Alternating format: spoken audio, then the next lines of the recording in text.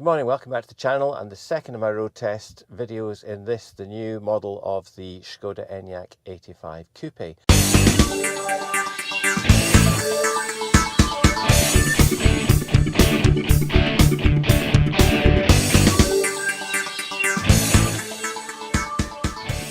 This video has been made possible thanks to the support of West End Škoda, the main dealer in Edinburgh, Dunfermline and Stirling, who have lent me this car in order to let me do the test.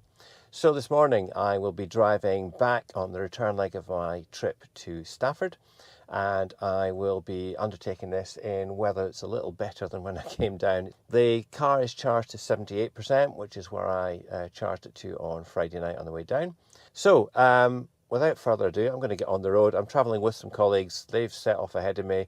They've told me they're going to stop at Charnock Richard services. They're in a diesel vehicle, so they don't have to stop.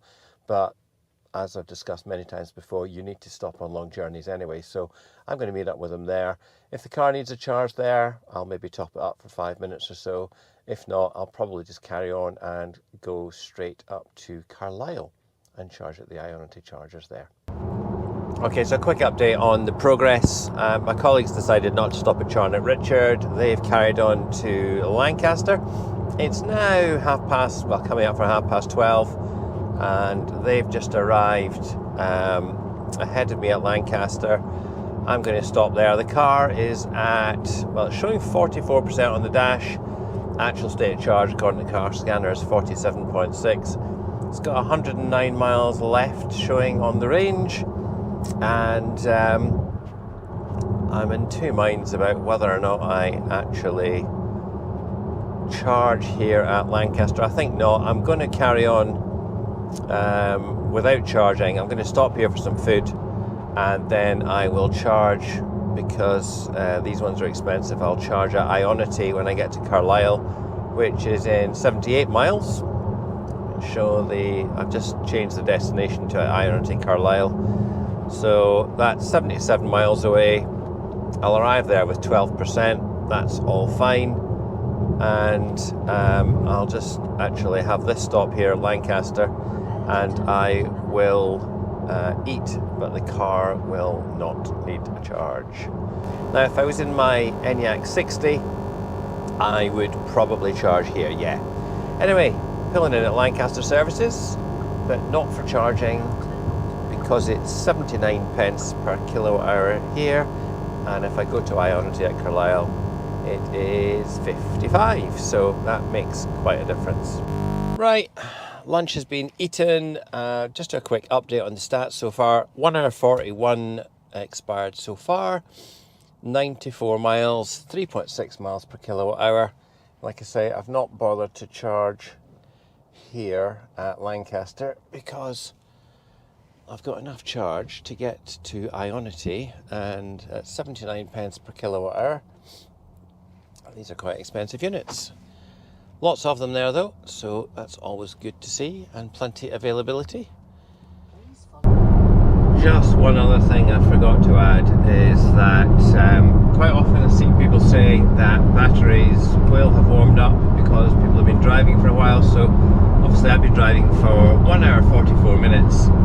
And the battery now is 13 degrees. The ambient temperature outside is 12 degrees.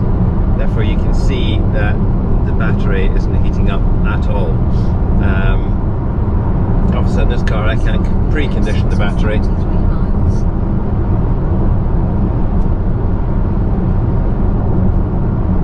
If I charge to 100%, says it's got half an hour needed to warm the battery up to 85 kilowatts. I've triggered the battery preconditioning manually because it says it needs about 20 minutes to warm up, and we are less than 20 minutes from the Ionity chargers and it hadn't triggered it automatically. I may not have selected something in the options, I'm not sure, I don't know if you require to actually configure that manually. Anyway, I have triggered it manually because I want to get as quick a charge and get back on the road as soon as I possibly can. It's telling me that I need to charge there for 12 minutes, so it's 13 minutes away now, and it will take me 12 minutes to actually charge, which is barely enough time to get out, have a leg stretch and go to the toilet. In terms of efficiency, car has done 156 miles so far. We started, if I remember correctly, on 78%.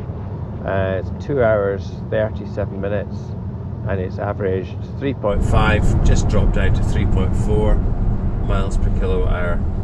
So in this sort of weather, also I should say, I've put it into economy mode, and I've turned the heating right down, turned it to low with aircon off, because it's a very nice day, and it's actually too warm with the heating on, so I've just turned it right down to basically a fresh air setting, and that is quite enough for me. So yeah, 3.4 miles per kilowatt hour. I've never actually tried that low setting on my car on a long trip, because it's something I only discovered recently via one of the Facebook groups for the Enyaq. So I'm not quite sure how this would compare. Either way, and in this particular car with this size of battery, I probably would say you don't need to specify the heat pump, because you have got enough range there, enough capacity that you can kind of offset it. In the 60, probably you do, and I think the 60 with a heat pump closes the gap in terms of what the car can cover in range between the 60 and the bigger battery versions of the car. But yeah, I don't think if I was configuring an 85 that I would specify £1,000 extra for a heat pump. The other thing I haven't particularly missed is the head-up display that I have in my own car. I do like it, and if it was available I would have it, but as I say, they've turned it into, from a £600 option into a £2,100 package that comes with a few other things. So yeah, I probably wouldn't specify that either.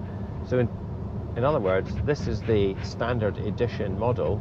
There's nothing extra being configured on this car, and it is, yeah, it's well equipped. It's got the matrix headlights, it's got the powered tailgate, it's got wireless charging on the phone.